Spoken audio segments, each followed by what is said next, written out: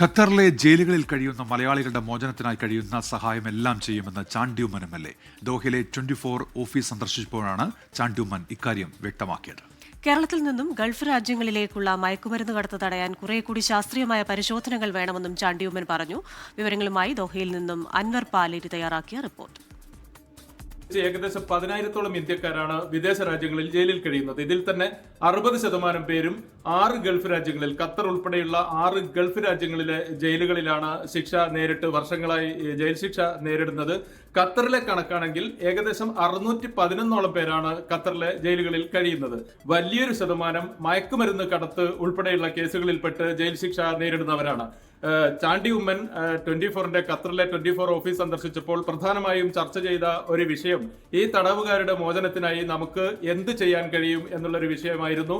ഇതുമായി ബന്ധപ്പെട്ട് B2B corporate service, ദോഹയിൽ തന്നെയുള്ള B2B കോർപ്പറേറ്റ് സർവീസ് എല്ലാ തരത്തിലുള്ള നിയമസഹായങ്ങളും നൽകാം എന്ന് അറിയിച്ചിട്ടുണ്ട്.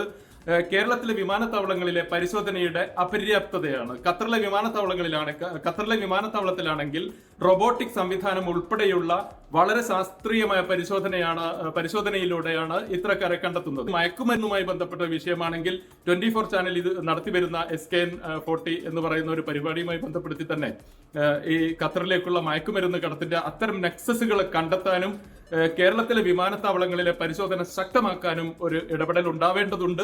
ഇക്കാര്യത്തിൽ ചാണ്ടി ഉമ്മൻ നമുക്ക് എല്ലാ സഹായങ്ങളും വാഗ്ദാനം നൽകിയിട്ടുണ്ട്.